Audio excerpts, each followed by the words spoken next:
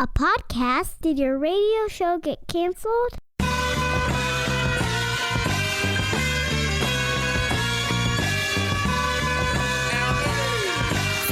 Fire. Low down and filthy, but the discipline is on point. Schooled myself, made my own dojo. A cold flow with the whole dose of soul. Maintain composure, even in theory. An anomaly, properties undiscernible to mere peasants. Use weapons that level entire areas. Scarier than... All right, on this week's $1 Million Plan. Oh, hi, I'm Pete the Planner. This week's $1 Million Plan, we're talking to a co-owner of a family business, husband-wife team, in a different part of the country in which I live. Let's see if we can detect who she is by her accent. Her name's Rhonda, and she joins us on the program now. Hi, Rhonda. Hi, Pete. Now, so excited to be on your podcast. Thank you. Now you got to have a fake accent now. Like you could act for, like you're from anywhere, and we'll just try to figure out who you are. Probably. So tell us about your situation. You own a business with your husband. You're 41. Give us the dirty details. Okay, so my husband and I have owned this business for around 8 years, and it's a franchised business. Okay. So we bought it from someone, and we had an agreement to pay them back over a certain amount of time, and we recently did that. Oh, my, that feels good. Which was amazing, yes. Yeah. Although it was very, I don't know, it was kind of like, I thought it would feel more epic than it did, but it didn't. So I don't know why, but it should have. But anyway, so we paid that off, and during that time, we really did not invest a lot of money because we were investing a lot of money into paying our business off and becoming debt-free. Oh, I understand. So now we're just wanting to do the right thing with the money. We want to continue to treat it as money we never had. Yep. Because we feel like that's best-case scenario for us because we've not had it in 8 years, so, why continue to act like we have it? So how much a month are we talking that is freeing up? Around $4,700. $4,700 a month. Yes. All right. So let's. No, I love when I hear about franchises. I'm fascinated by that. Like I would love to know more, but let's not dig into that because the last thing we want to do on this show is give you away. So, but maybe another time we'll talk about that. So, yeah, definitely. You have no retirement plan though through your company, which is pretty common in a situation like yours. Tell us a little bit about that. Okay, well, because we're self-employed, we've I've really just recently become just fascinated with financial independence. Mm-hmm. I'll be honest, within the past 6 to 7 months. So I think my husband thinks I've lost my mind, but it's just really important to me for some reason here lately. Okay. I discovered your podcast, and of course I discovered Mr. Money Mustache, which everyone kind of knows who he is, and I've just become fascinated with that. And we've never set up a retirement plan through our work. We have some money from previous employers in a 401k, but we're just trying to navigate that water as well because our accountant spoke with us about possibly setting up a simple IRA, but because we have quite a few employees, we also have to offer that to them as well. Right. We can't just set up a solo 401k because we're an S corporation, and so we actually have to offer, what we do for ourselves, we would actually have to offer to our employees and do a company match. And I'm not trying to be cheap. It just seems overwhelming to me, and I don't fully understand that, and I don't know if it's beneficial to us to do that route. Sure. So let's explore that and so many other things. Let's look at some of the details of your life. You're 41 years old. You make $151,000 is what you consider to be your gross annual income. Is that right? Yes. And just under $10,000 a month. Long-term savings is $75,000. You're not currently putting anything towards the long-term, but that's what we're talking about today. Right. Savings account seems solid at $17,000. You got $55,000 in the business savings account, which, Rhonda, if you're like me, sometimes it seems like a lot, and sometimes it seems like you're going out of business tomorrow, right? Yes, it does, depending on what I need to buy. It's funny how that works. Yes, it is. So how many employees do you have? Around 34. And how many of those would be considered full-time eligible for a retirement plan if you were to do one? Maybe half. Okay. And then do you know what their average wage is? it's probably between for the people that would be qualified, Sure. I would say between 9 and 11 an hour. Okay. So you're talking I about- won't say that all of those people are working 40 hours, but looking at the stipulations that I've looked at, it looks like, quite a few of them would qualify for the length of time they've actually worked for us. Okay, so we're going to do some pretty simple math. And by simple math means I'm getting out my phone to do the math. Sorry, Good. it's we're recording this on a Friday. My brain is not working. Okay, so let's say someone makes $10 an hour. That's the equivalent of $20,000 a year.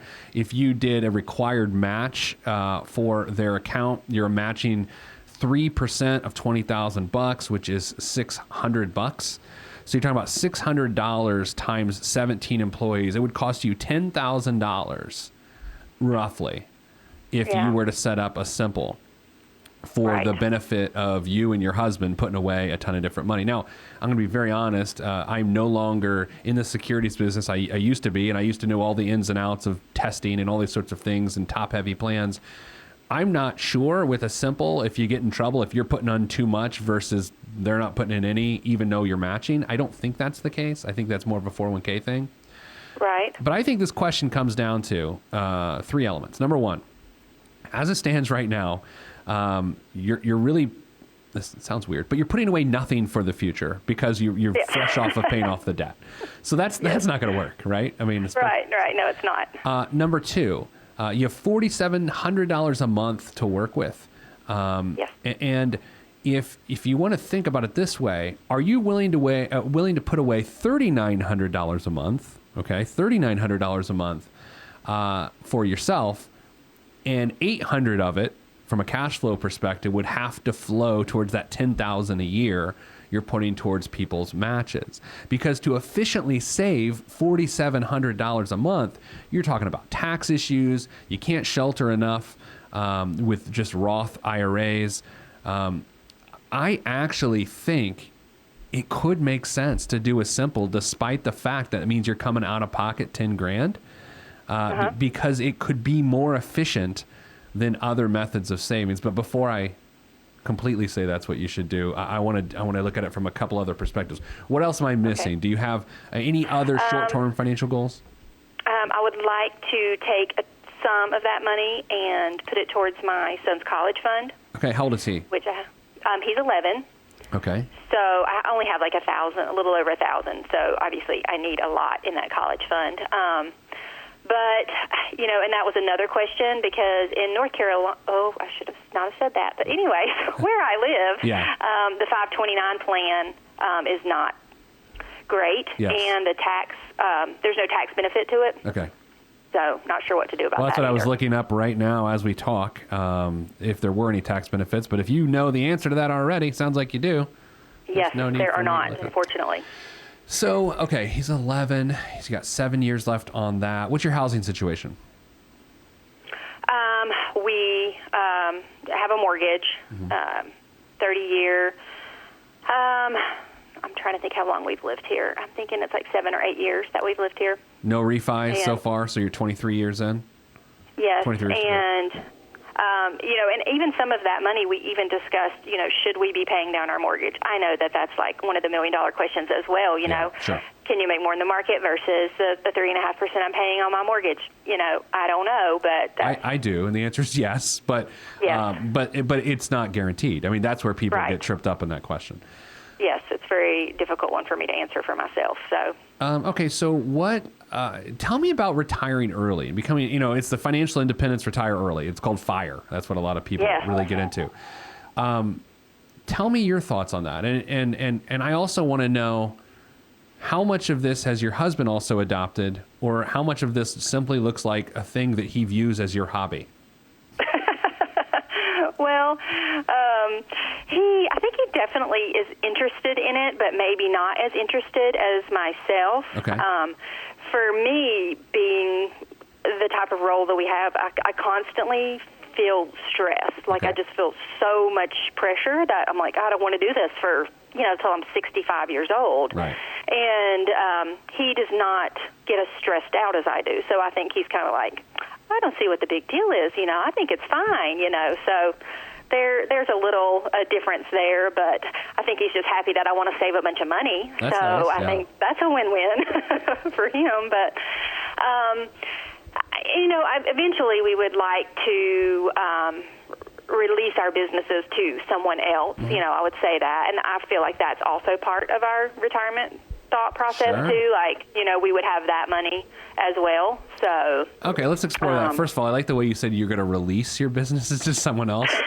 Is that as though you're like trout fishing and you're just going to yes walk up to the edge of the water and just definitely sell. I guess release might be too kind of a word, but release. I've actually never heard anyone say that.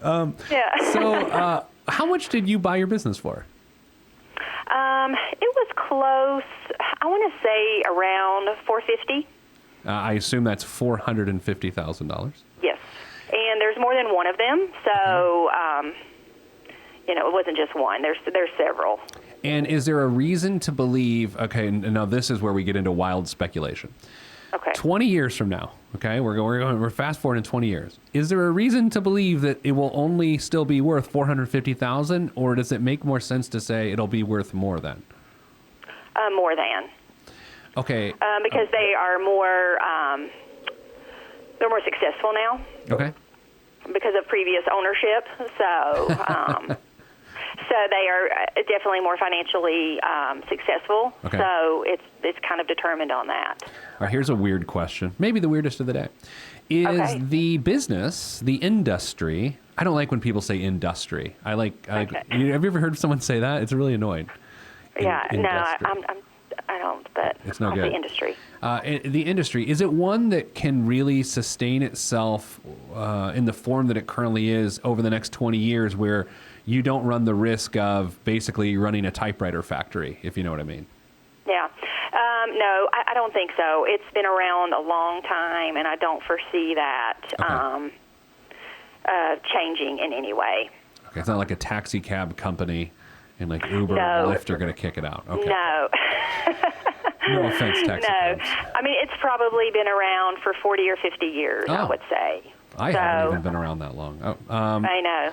So, okay, that's good to know. And so, can we say maybe it's worth $1 million 20 years from now, or is that a little aggressive? I think that's too aggressive. Okay. I would say more like maybe 556, but that might be aggressive. I mean, because but I would be totally happy with 500,000. Okay. So I would be pleased with that. A half a stack, as the kids call it. I don't think that's what they call it. I'm not cool enough, I guess. That may be what they call it. How cool are you right now? Like on a 1 to 10, like where are you? 10's being cool. Like where are you in your life? You're 41. You're a year older. If you ask my son, I'm probably lower than I think that I am. Yeah. I mean, I think I'm kind of cool because sometimes in my mind I still think I'm 21 and I'm not. But my son would probably give me like a 4 or 5. I am not cool. It turns out. At all. Like the idea of a tattoo, it's great for other people, but I'm not cool enough to do it. I don't have a story to tell. Right? I've never been in a fight, which I mean that's sort of a measure of cool, right? I get annoyed when people dab. Like you know what I mean? Like the whole dabbing thing that the kids are doing. Like my son would really annoy you then, because he thinks that dabbing is cool. I have a son that's going to be 5 here in about a month, and he dabbed the other day, and I said, look, this is a no-dab household, young man. Yeah, you need to go to the neighbors or go outside, but you can't do it inside. Yeah, so anyway, I'm not cool. Okay, now let's do this. I want to take a look at your $1 million day right now if you didn't do anything. Right? If your current reality... I'll never be there. I know, but if your current reality happened, Bree, let's take a look at $1 Million Day if Rhonda did nothing. It would be, Rhonda, August 26th of 2049. Oh my gosh, that's the worst news I've heard all day. I know. That's what I do. That's what I do to people. You would be 73 years old. Oh, yeah. And then let's take a look at what the income off of that would be. I put at age 67 for you. You'd have $596,205 net monthly income at that time would be $1,300 a month, but with inflation, it would feel like $700 a month in today's dollars. That would be painful. Okay, so here's the good news. Number one, You're going to have a business with $500,000 to sell. Yes. Your house will be paid off around retirement. And number 3, you've got $4,700 a month to do something with. Yes. So things are looking up. Well, things are looking up as long as we take action. And not to scare you and get weird here, but I've seen people in this situation where somehow that $4,700 gets totally kicked away in various forms. Have you been tempted to pump it back into the business or anything like that? No, I haven't. I mean, I feel like our other income that we make through the business and things like that, have always provided for our needs and what we've needed so far, and we're really strict about how we use our money. We have been strict for 8 years, and I just don't see that changing. Sure. So. Yeah, I mean, if you put your money away, $4,700 a month, I mean, basically works out to just under $60,000 a year. It's like $56,000 a year or something like that you'd be able to put away. We know with a simple, you would be able to put away $12,500 a year. Your husband would be able to put away $12,500 a year, and then plus the match on top of that. So that's only about half of what you're trying to put away. Has your tax person gone through all of the different? I mean, here's the bottom line for me. You're going to have to probably, if you want to be as efficient as you can, contribute to other people's plans. And I get it. And here's the other thing. Let's also disclaim, Rhonda, you're not being cheap. You're not being a bad boss. That's not what any of this is about. But I have to tell you, in my opinion, and that's why you need other different people's opinions as well, this is the old, if you want to make some omelets, you're going to have to break some eggs. And I think, I think it's going to be worth your money, very frankly, to contribute to their account so you can raise the limits on yours. Otherwise, would you rather put $11,000 a year away via Roth IRAs, or would you rather put 25 plus via a simple? Well, let me tell you my dilemma about that. Sure, please do. Okay. I love the idea of being able to put more in via the simple, and lowering my adjusted gross income would be great. Less taxes is always a good thing. We pay a lot in taxes. However, what does that look like? I guess what I'm trying to figure out is what it looks like if we decide that we don't want to wait until we're of retirement age to access those funds. Now, I will tell you that I'm basing that information off of my $1 million day at 4%, at the 4% rule. Okay. I know that's kind of popular right now. I don't know if that's, true or not, but I mean, I know people are doing it. But that would be the only thing that would concern me, is that money is getting tied up into an account that, I really shouldn't touch until I get to a certain age, versus taking that money, doing a Roth or doing index funds. Sure. Okay. So there's a lot there, right? So let's dig into that. Number one, the age of which you speak is the magical 59 and a half. Right. If I were to get a tattoo, maybe I just get 59 and a half tattooed. That would be a great one for you. That would really be kind of cool. And by cool, I mean not cool. All right, 59 and a half is the age you talk about. And so when you talk about putting money into any IRA, without some exceptions, you're really locking it up until 59 and a half. Now, here's the issue with, I'm not, this is about to get crazy. I was about to say, here's my issue with the FIRE people. Here's my issue with financial independence, retire early. Number one, yes, I totally understand wanting access to capital prior to 59 and a half. I totally get that. But there's also this idea that you also need money after 59 and a half. Right. And so if we're looking at your situation and saying you have 50 grand to do something with, or 56 grand, why not put money for after 59 and a half and then put the rest before 59 and a half? Because if you put it all before 59 and a half, that will generally encourage people to retire earlier than they should. And then come 70, it's not like your life's easier at 70. It actually gets harder. I think FIRE is backfiring on more people than you think. Because they're not thinking far enough in the future. Yeah, I see what you're saying. And to say also that I don't have an intention of never working after that, I probably should mention that. But I just would rather go, like, honestly, get a job at the mall and work for someone else. I mean, Well, you know, like, sure. just at that, you know, have that opportunity to just be like, I don't want the stress. I don't want the late night phone calls. I don't want, you know, just the. So I guess I should have said that as well, but it wouldn't be a huge chunk of money. But Yeah, I mean, but I can see what you're saying to your point, you know, to kind of split that up. You know, I would half of that could go into a simple and half could go into, Yeah, I mean, you know, whatever I chose, index funds or whatever. yeah, and that's the way to go. I mean, an index fund, some sort of tax efficient investment. I mean, you're gonna, if you go to a traditional financial advisor in the area in which you live, you're gonna hear all sorts of ideas, right? Some are good, yes. some are bad. Yes. A lot of bad. But Yes. but the reality is, tax efficiency is important. Liquidity is what you're talking about, of saying I would like the money prior to 59 and a half. And I think there's there's two things going in your favor and one thing going against you. The thing going in your favor is come mid 60s, if not early 60s, your house will be paid off, which is pretty significant. Yeah. Number two is whenever you and your husband decide to shut this festival down, here's $500,000 and 10 million less headaches a day. Yes. Right? Yes. Like, you know, when I think about someday not working,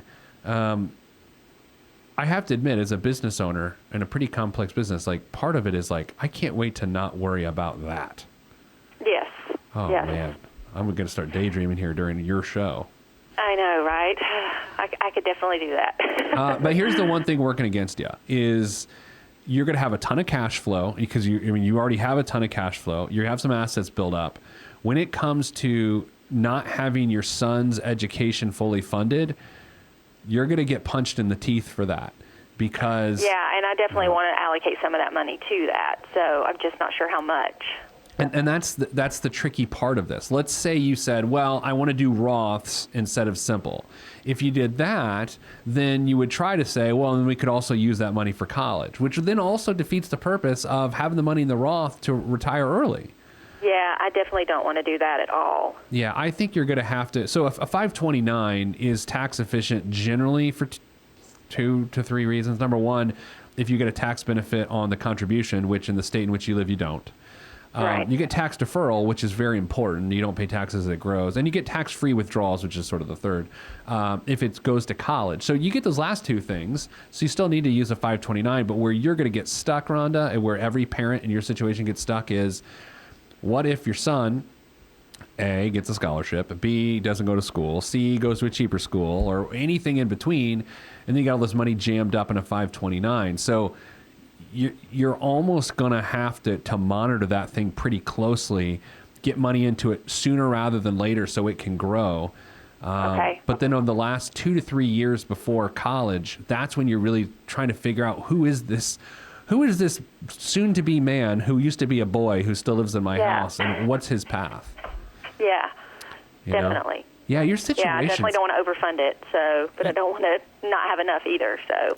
Yeah, I would say you need your money to grow. And I know the temptation likely for you is to say, I'd rather just be completely debt-free because by not having obligations, it means I don't need money. And don't get me wrong, I believe that too. But with $4,700 a month, you better grow that. I mean, you could, at $4,700 a month, your $1 million day actually turns into, hold on, we're checking on the fly, figuring it out. $1 million day turns into December 27th of 2026. Okay. That's much better than 2049. I would think so. You'll have $5.4 million at age 67. And your retirement income will be $6,700 a month in today's dollars, or $12,800 in future dollars. Wow. Yeah, see the difference? That's super encouraging. That makes me feel so much better. It is, but it's also like I looked at a picture of myself from 10 years ago the other day, and I was like, it is so encouraging to know that I could look like that, but I don't. And unless I stop eating sausages, I will probably not look like that again. Right. What else? What else? I mean, you've got a tough decision. Sometimes on these podcasts, it's pretty easy. This is not easy because there are so many variables. Yes. How about we go this way? Can I go if it were me? Can I give you that advice? Yes, I would love that, actually. Okay. That'd be great. Because that's a little different than this is what you should do. And I hope you understand the difference. I totally do. Okay. If it were me, I would probably start with a college. I would crank up the college fund by $500 to $750 a month. I was thinking 600, but I could probably do a little more than that. Perfect. So. Okay, so start there.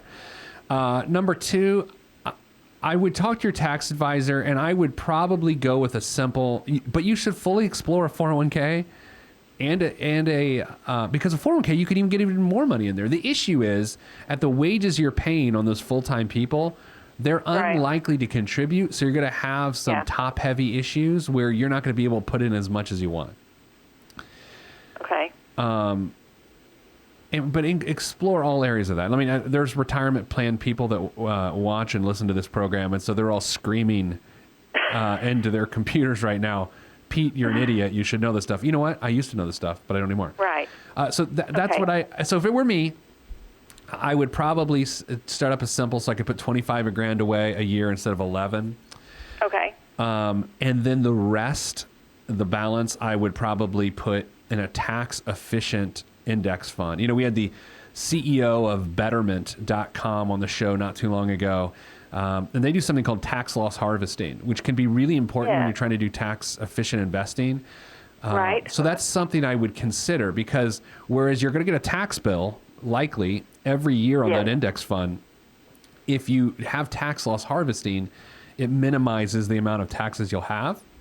Right. Which the whole point of a retirement plan is not only to get is not only to get a tax deduction, which is great, but really to get tax deferral, because that's where growth occurs when you keep taxes out of the growth.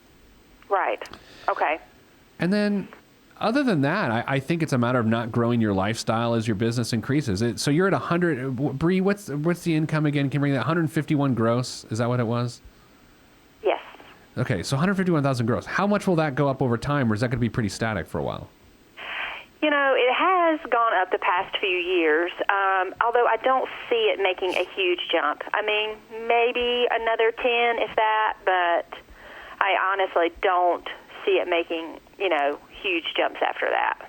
Yeah, the only other fear here for anybody, and if you're in the FIRE group, then you understand this more than anybody, is to not grow your lifestyle. Yeah.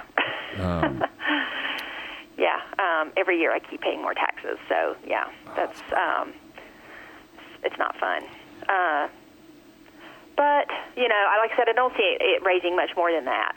So good. Now, and I'm happy with my life. I mean, we make a great living, and we are able to do the things that we want to do. We save. I don't have a desire to make a ton more money, but I would just like to save a lot of money. So. No, I appreciate that. I mean, in fact, I sort of find myself in your same mindset, me personally. Like I don't yearn to make more money. I yearn to save more money. In order to save more money, sometimes you've got to make more money. Yes. Yeah. Do you happen to know your power percentage? Have you ever calculated it? Well, oddly enough, I did that yesterday. And let's say, obviously, before this investment, it would have been, really sad. So, but if I take it off of the numbers that I would be doing now, with a 47, with my mortgage, I think it came up to like 40 or 41, something like that. That's what this is about. I mean, yeah. But prior to that, Yes. I'm so glad you were we could have argued that you were paying off that debt, which still would made your power percentage pretty good. Right. But yeah, your power percentage is really how you know. I mean, because if it continues to climb, then you're doing it right. And I'm really anxious to see how that $500,000 impacts you 15 years from now, 20 years from now. That's what's interesting to me. Yeah. When you sell your business is what I meant. Right. Yeah, definitely. When you release it. Yes, when I release my business. When you talk to your husband today, later today, are you going to be like, who do you think we'll release our business to? Oh, that's funny. What else? Anything else I can help you with? One last question I wanted to ask you about the mortgage, and I think I've heard you speak about that before. I've also got a little Dave Ramsey in me, Sure. so that's kind of where the whole budget, no debt lifestyle, came across to me. Mm-hmm. And, I know he's big on paying your mortgage off and being completely debt-free. Right. But that would take a chunk of what we have set aside out of that to pay an additional percent, on our mortgage to do that. Just looking at thoughts on that. Yeah. I really go back and forth between that like every day. Like, oh, yeah, let's do that. Oh, no, let's don't do that. I don't know. Yeah, so at the risk of creating a firestorm of where I disagree with people, Yes. I just, I agree with the sentiment of what you just said and what Dave Ramsey goes with. But I think when it really gets down to individual situations, with more information than sort of broad advice. And my broad advice, too, starts to fall apart. When you give advice to the masses, it sometimes falls apart when you get into individual stories. I happen to think that particular piece of advice falls apart for your family, Rhonda. Okay. Now, for a lot of folks, it makes a lot of sense. But at $4,700 a month with 20-some years to be able to grow it at more than a 3.5% rate of return, given that the market generally is going to return you about 8%. I know Dave over time has used 12%, and he's sort of come down on that over time. But I think at 8%, which is a pretty reasonable amount of money to grow over a 20-year period, I don't think I'd pay it off aggressively. I think 3.5 is pretty low. Okay. But yeah, that's not beef, right? I'm not saying like I disagree. I just think with your situation, it's a little different. I mean, I've gone back and forth, and I think my husband's on the thought process of not paying it off early, and investing the money, because we kind of looked at our, paying it off versus investing it, even at a conservative number, like I think I did 6% or something like that. I mean, it was a huge difference. It is. For us, as far as money in the bank. So I think that we're kind of, just going to keep paying maybe a little bit extra, but not much. Yeah, no. But not out of that money. And that's the tough thing about mass advice. And I run into that all the time with advice I give. Is like, I don't like people to have credit cards. I give that advice in mass. But the reality is, Rhonda, that's not great advice for everyone. But if I were to be wishy-washy and say, hey, my advice is it depends. Well, it actually turns out, having given advice for over a decade now, that's not actually good advice. You need to have rules, even if they can be broken. So that's that. Anything else? No, I just I told my son that I would tell you that I am sure that you don't agree that buying lots of lottery tickets with this money would be a good investment. Well, you never know. I had to throw that in there because he was like, you should just do that, Mom, because you could get a lot of money. And I'm like, okay, son, I don't think Pete the Planner's going to agree with you, but I'll ask. Who knows? I mean, I feel like dabbing right now in his honor, but I can't bring myself to do it. Yeah. Do you ever think that like dabbing was invented by an old guy that was just sneezing? It could have been. Just a really polite old man. Trying to be polite and sneeze into his elbow like he should have. And Cam Newton took it and it went crazy. Well, ran with it, He did run with it. Unfortunately, he ran out of the playoffs early this year. All right, it didn't work so well this year. Not so great. All right, Rhonda. Thank you. I would love to know once you do something, once you make your decision, just email us and just let us know, and we'll update everybody. And I wish you and your 11-year-old son and your husband the best of luck. Okay, thank you so much. I enjoyed our conversation. No, my pleasure. Okay, thank you. Bye-bye. Bye-bye. All right, that's it this week for the Pete the Planner Show. If you want your $1 Million Day, find us PeteThePlanner.com/podcast. We'll give you $1 Million Day. We'll get your power percentage out there. No dabbing zone. I'm not going to do it. All right, that's it. I'm Pete the Planner. See you next time. If you want to be on this podcast and have Pete fix your money life, then hit us up at PeteThePlanner.com/podcast. You heard me. PeteThePlanner.com/podcast. Log on. This is for information purposes only. It's not the Swiss financial planning device. Consult a financial advisor. Released from Everest, the fresh is fresh, and you can call me E.T. Word to John Tesh. Let me bless this harmonic presentation. It's amazing, so amazing. I'm the reason. So Salutations, I bring you love, trying greetings from a faraway land. I am the sole controller. Put the remote down and let me take control. You're now a part of my zone, so enjoy yourself. Love Tron can restore your health. I bring you greetings, salutations. How you doing? And is that how y'all say it? The tinkling of the keys is an homage to the little star. I sojourn over poetic descriptions of sound and travel to my other world. Out of this world, spaceship on my arm took me home, fueled by the ink and the megabytes and the hypertext transfer protocol, stronger than the Skynet and the Terminator. I push faders into warp speed, glide with ease, creating a breeze they call a black hole. Event horizon, no rear view concerns. This I adjourn, and beats I burn. This I adjourn, and beats I burn. Salutations, I bring you love, trying greetings from a faraway land. I am the sole controller. Put the remote down and let me take control. You're now a part of my zone, so enjoy yourself. Love Tron can restore your health. I bring you greetings, salutations. How you doing? And is that how y'all say it?